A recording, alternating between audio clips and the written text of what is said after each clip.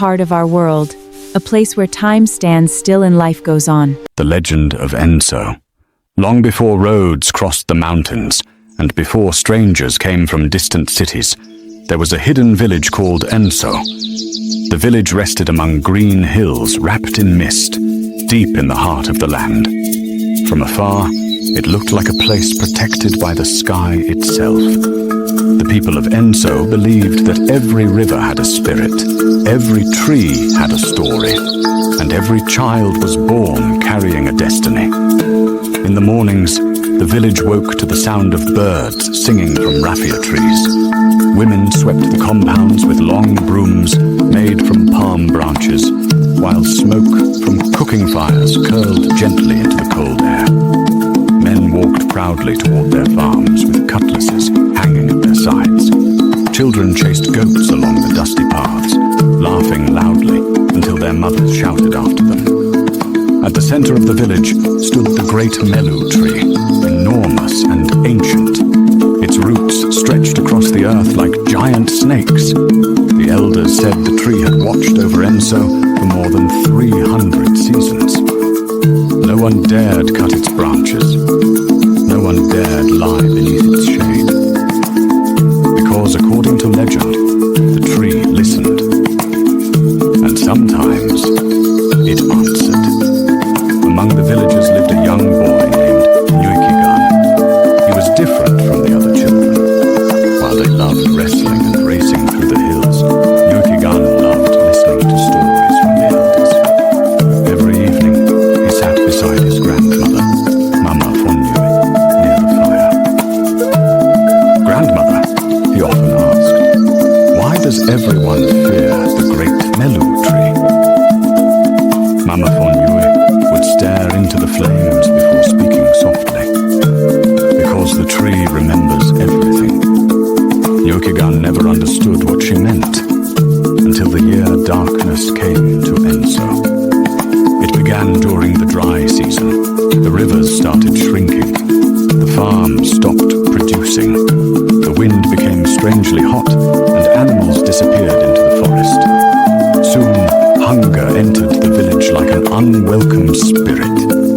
People whispered that the ancestors were angry.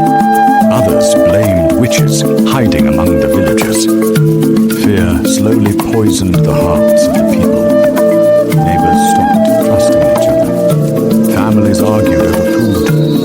Even the joyful drum dances at night became silent. One evening, the Fon of Ndzih gathered everyone beneath the Great Melu Tree.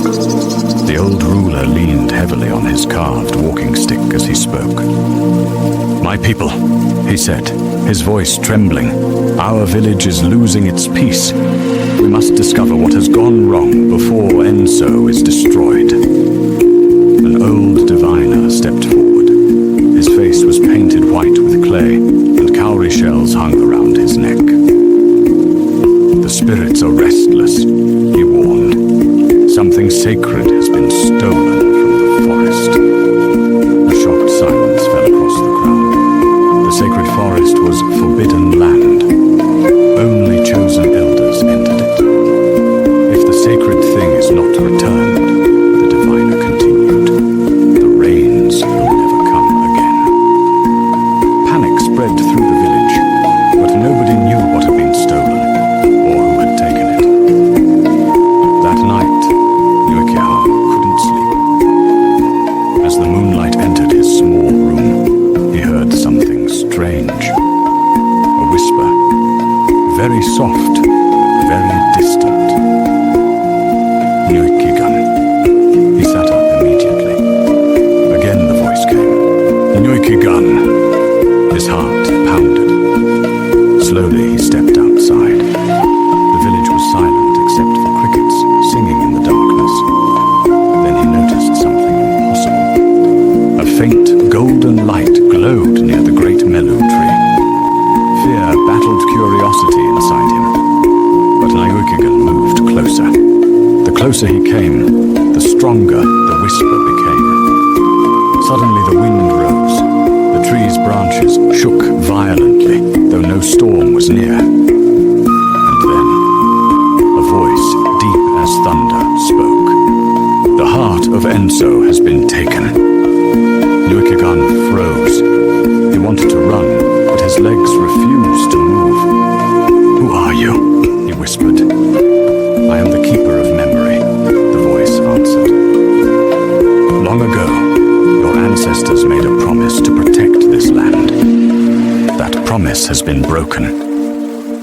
Nyuykighan swallowed hard.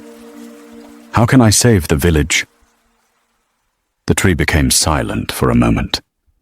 Then one glowing leaf floated down before him. Follow where the leaf leads. At dawn, Nyuykighan secretly left the village. The glowing leaf drifted ahead of him through hills, rivers, and thick forest paths. Hours passed. Then suddenly he heard drums. Not village drums. Strange drums. Hiding behind bushes, Nyuykighan discovered a camp deep inside the forest. Men from another land were cutting sacred trees and digging into the earth. Near them sat a small carved stone, glowing faintly blue. Nyuykighan immediately recognized it from stories. The Stone of Ndzih, the sacred protector of Enso. The stolen object. Without it, the land would slowly die. Nyuykighan's hands trembled. How could a simple boy recover something guarded by dangerous strangers? As he watched, one of the men spoke. Tomorrow we leave before sunrise. Nyuykighan realized this was his only chance. That night, while the strangers slept around their fire, Nyuykighan crawled silently into the camp. Every sound made his heart race. One wrong move could mean death. Slowly, he reached the glowing stone. But just as he touched it, crack! A dry branch snapped beneath his foot. The strangers awoke instantly. Who's there? Nyuykighan grabbed the stone and ran. Shouts exploded behind him. Men chased him through the dark forest carrying torches. Branches tore at his skin. His lungs burned. But he refused to stop. Then suddenly, the forest changed. A thick mist appeared from nowhere. The strangers became confused. Where did he go? The spirits are here! Terrified, the men fled in different directions. Nyuykighan collapsed beside a river, still clutching the sacred stone. And for the first time in many months, rain began to fall. When Nyuykighan returned to Enso carrying the Stone of Ndzih, the villagers gathered in amazement. The elders wept openly. The Fon himself stepped down from his throne and embraced the young boy. You have saved our people, he declared. That night, the entire village celebrated. Drums echoed across the hills. Women danced around great fires. Children sang songs about bravery. Even the elders smiled like young men again.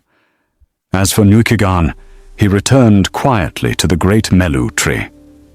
The wind moved gently through its branches, and once more the deep, ancient voice whispered, Enso will remember your name. From that day onward, parents told the story of Nyuykighan to every generation born in the village.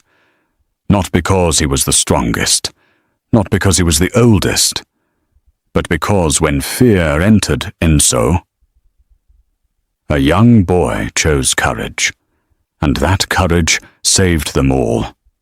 Moral of the story. True courage is not the absence of fear. It is doing what is right even when fear is standing beside you.